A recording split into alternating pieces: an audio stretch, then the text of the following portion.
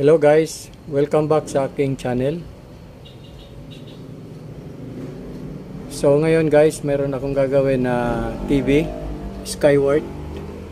Ito yung model 32E2000. So ito guys, binuksan ko na kasi ang problema nito, wala siyang display pero may backlight. Okay, so ayan guys. Ito guys ay smart TV. Yan. So ito guys yung board, ito yung source board. Okay. So papakita lang natin guys yung problema nito at plug-in natin.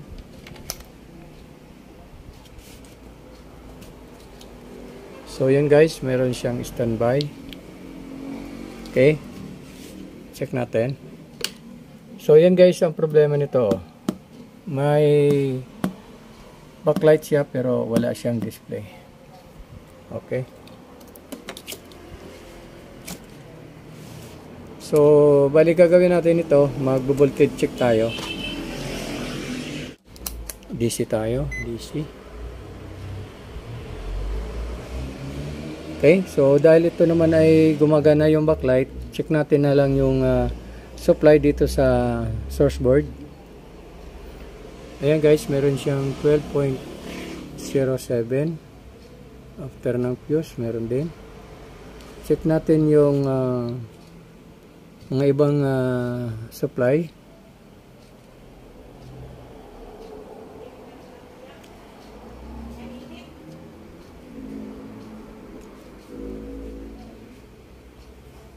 Okay.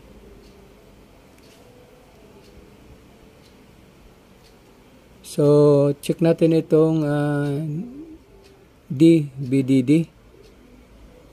Yan, meron guys na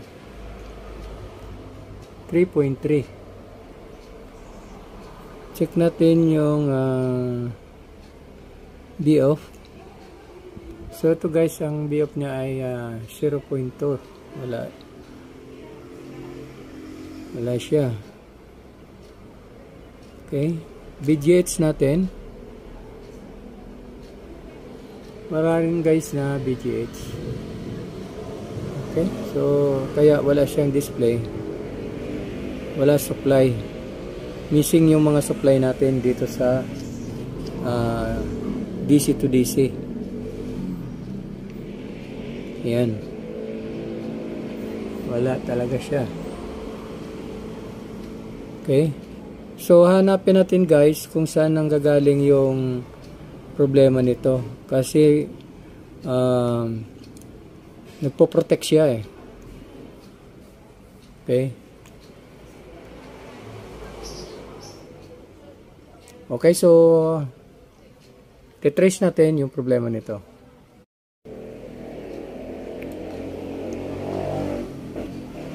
Okay guys, ito yung mga clock signal dyan. Ito yun.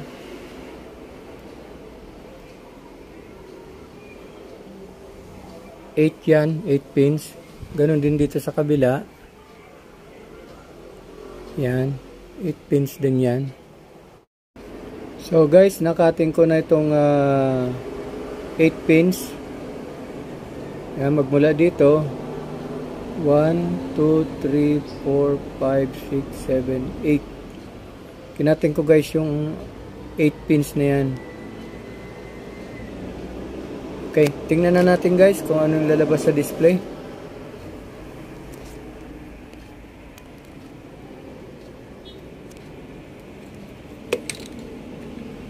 So yan na guys, oh.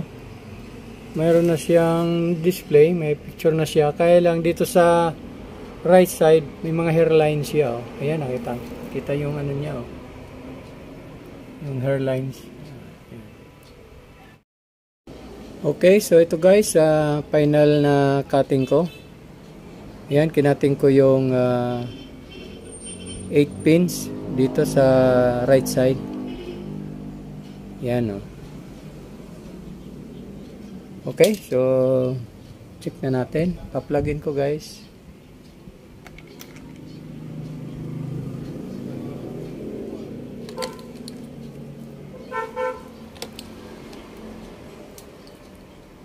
Okay. Power on. So yan na guys, oh. Malinis na siya guys, oh.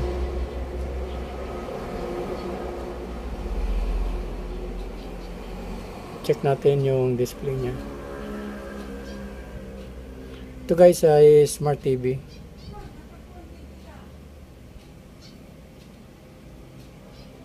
So ito na guys, oh. Nakuha natin sa cutting method. Okay. So ngayon guys, pa-final check na lang natin ito. Tatakpan ko na lang siya. Then obserbahan natin kung wala na siyang pagbabago. So ngayon, ito guys, yon ang ginawa natin dyan. Dito sa left side, tinanggal ko rin yung coating, pero hindi dito ang problema. Nandito sa right side. Okay guys, tatakpan ko muna ito. Then ipa-final testing natin. Okay. Okay, final testing tayo. Okay, naka-plug in na siya. Okay, power on.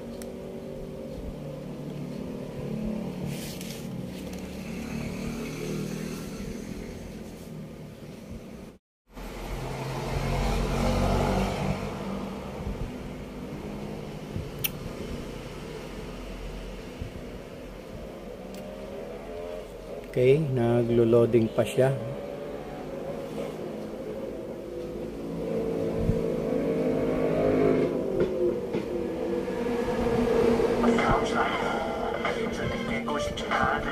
Okay, so ito na guys.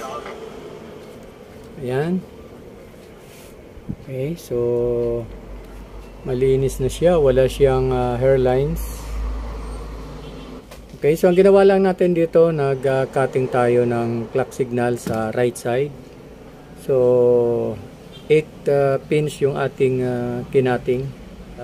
Malinis na siya. So obserbahan ko ito. At kung wala na siyang pagbabago para may bigay ko na sa customer.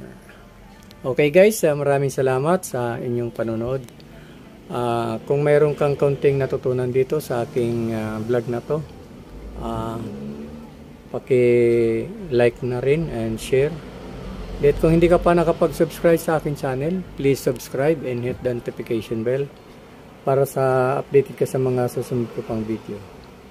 So guys, maraming salamat. Hanggang sa sunod na video. Thank you and God bless.